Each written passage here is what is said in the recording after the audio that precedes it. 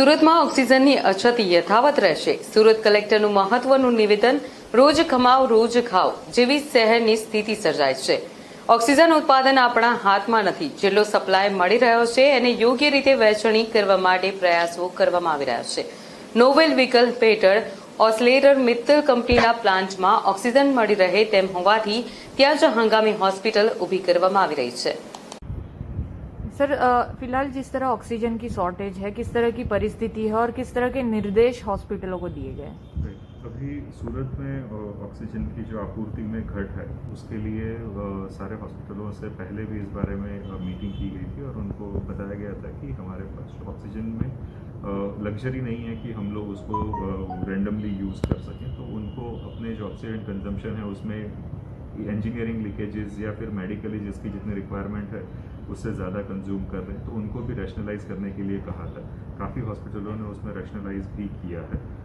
दूसरा, जो आपूर्ति हो रही है उसमें प्रोडक्शन एंड डिस्ट्रीब्यूशन, हमारा जो कंजम्पशन है उससे हमारा सप्लाई लोअर साइड पे है, तो उसका सीधा ये होता है कि हमारे पास ऑक्सीजन की कमी है. तो ऑक्सीजन अगर कम है, वो ऐसा रिसोर्स है कि जो हम लोग लोकली प्रोड्यूस नहीं कर सकते. We are transporting from somewhere else, बाहर से लेके रिलायंस से हजीरा से वो लेके हम लोग आ रहे हैं. तो उसमें सारी हॉस्पिटल से यही रिक्वेस्ट है कि जितने आप उसमें कम से कम ऑक्सीजन के साथ आप पेशेंट को मेडिकली अगर ट्रीट कर सकते हैं तो उस हिसाब से करें.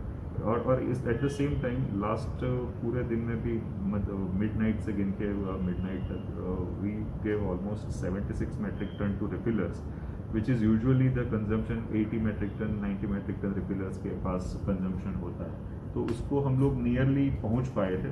We got some tankers from somewhere और वो अरेंज करके, तो कल इसलिए ये चीज़ कुड सर्वाइव. और धीरे धीरे वी आर ऑल्सो प्लानिंग, और हम लोगों को फिर रिलायंस से भी अभी 3 टैंकर्स मिल रहे हैं. तो ये रेगुलरली हमारे पास जो सप्लाई आ रहा है उससे हम लोग सिटी की आपूर्ति कर रहे हैं. बट रिक्वेस्ट इज़ कि oxygen is a scarce resource, please use it wisely. Sir कितने प्लांट्स अभी कार्यरत हैं उनमें, और किस तरह की कितनी परसेंट इस समय? रिफिलर्स के जो प्लांट हैं, रिफिलर्स के प्लांट में सूरत में 7 रिफिलिंग प्लांट है और 2 छोटे प्लांट है कि जो हवा से ऑक्सीजन का प्रोडक्शन भी करते हैं. तो कुल मिला के 9 प्लांट गिन सकते हैं. वो 9 प्लांट में से एज ऑफ नाउ जब बात कर रहे हैं तो 7 प्लांट कार्यरत हैं. 2 प्लांट में अभी स्टॉक नहीं है. वो भी अभी जब दोपहर को टैंकर आएगा तो will load that into this. तो हम लोग डेली का प्रोजेक्शन करते हैं कि ये प्लांट के अंदर 6 मेट्रिक टन स्टॉक है तो वो शाम के 3 बजे तक चलेगा, 4 बजे तक चलेगा. तो दूसरा जो टैंकर आ रहा है बाहर से, तो वो टैंकर को हम लोग उसमें से डाइवर्ट कर देंगे. इसमें से 5 मेट्रिक टन इसमें डालो, 6 मेट्रिक टन इसमें डालो, so that every plant remains functional for a longer period और लोगों को कम से कम दिक्कतें हो. तो ये एक हम लोग लास्ट 10 तारीख से ये कंट्रोल रूम ये कार्यक्रम कर रहा है. सर फिलहाल की सिचुएशन कितनी क्रिटिकल है ऑक्सीजन को लेकर? क्रिटिकल सिचुएशन में बिकॉज ये जो ऑक्सीजन सप्लाई है उसमें हमारे पास we do not have a long reserve stock. कोई हॉस्पिटल्स में रिजर्व स्टॉक्स उतने लंबे नहीं हैं.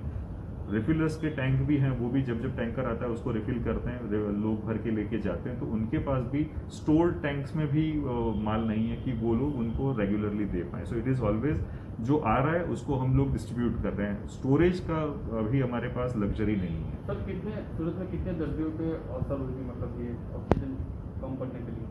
वैसे तो कोई हॉस्पिटल में इश्यूज नहीं है. खानगी हॉस्पिटल में बहुत फरियाद आ रही है. मतलब लिंडे कंपनी ने कल लिंडे के कुल 4 हॉस्पिटल्स हैं जो लिंडे कंपनी उनको आपूर्ति करती है. वो लिंडे कंपनी में दे सेड कि उनका 60 मेट्रिक टन जो प्रोडक्शन है वही वो लोग दे पाएंगे. उसके अगेंस्ट में उनका कंजम्पशन ज़्यादा था, तो उसकी वजह से उन्होंने मेल भेजा था. और वो hospitals, but ultimately those hospitals also got supply और उनके जो है वो भी स्टॉक हो गए. तो कोई issue, it was a mail, it was a issue, but that thereafter it got resolved. अभी as of now they are functional. सर प्रोडक्शन बढ़ाने की बात है कुछ प्लांट्स में? प्रोडक्शन प्लांट में लिक्विड ऑक्सीजन में I think that would be a state और सेंटर टू कमेंट. पर लोकली जो है अर्लियर आइनोक्स सजीरा was producing close to 140 metric ton, उसकी जगह पे वो 175 180 मेट्रिक टन तक अभी प्रोड्यूस कर रहे हैं। सो उनकी जो इंस्टॉल कैपेसिटी है उसको मैक्सिमाइज करके थोड़ा पैरामीटर ट्वीकिंग करके, बट उसमें expansion, further expansion I don't think कि उसमें ज़्यादा हो पाएगा। सर आपके द्वारा जो हॉस्पिटल्स को निर्देश दिए गए हैं, अगर उसका पालन सुचारू रूप से नहीं होता है तो आने वाले दिनों में किस तरह की दिक्कत हो सकती है? दिक्कतें एज आई सेड कि हम लोग जो अभी कर रहे हैं, हमारे पास ऐसे कोई रिजर्व स्टॉक्स नहीं है कि जिसमें से कोई किसी की मदद के लिए मांगा, हम लोगों ने उनको मदद कर दी। Reserve stocks are very minimal anywhere. तो हम लोग अभी टोटली सप्लायर्स से जो सप्लाई आ रहा है उसको हॉस्पिटल में थ्रू रिफिलर्स भेजने का जो प्रावधान है उसमें हम लोग ज़्यादा से ज़्यादा मेहनत कर रहे हैं, सो दैट सारे प्लांट्स फंक्शनल रहे, सारे हॉस्पिटल्स को मिलता रहे और तुरंत ही जितने हम लोग कर पाएँ। बट एज आई सेड हमारे पास we do not have much reserve stock, तो उसकी वजह से इट्स ऑलवेज जो आ रहा है उसको डिस्ट्रीब्यूट कर रहे हैं। सर ऑक्सीजन की कमी से प्राइवेट हॉस्पिटल वाले उनके जो मरीज हैं उनको छुट्टियां दे रहे हैं, दूसरे हॉस्पिटल ट्रांसफर जाने के लिए कह रहे हैं। ऑक्सीजन इज स्कार्स रिसोर्स, उनके पास जितना ऑक्सीजन उनके पेशेंट्स के लिए सर्वाइव करने के लिए उनके रिफिलिंग टाइम को देखते हुए हैं, उतनी ही हॉस्पिटल्स वो उतने ही पेशेंट्स को केटर कर पाएंगे।